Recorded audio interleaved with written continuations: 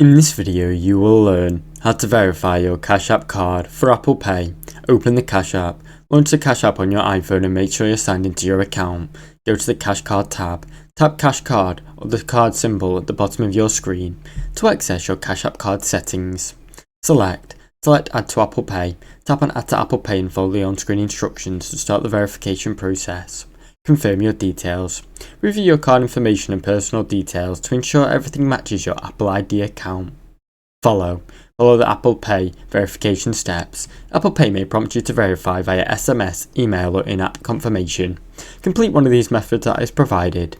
Check for confirmation message. Once verified, you'll receive a message that says, Cash App card has been successfully added to Apple Pay. Now you know how to verify your Cash App card to use on Apple Pay.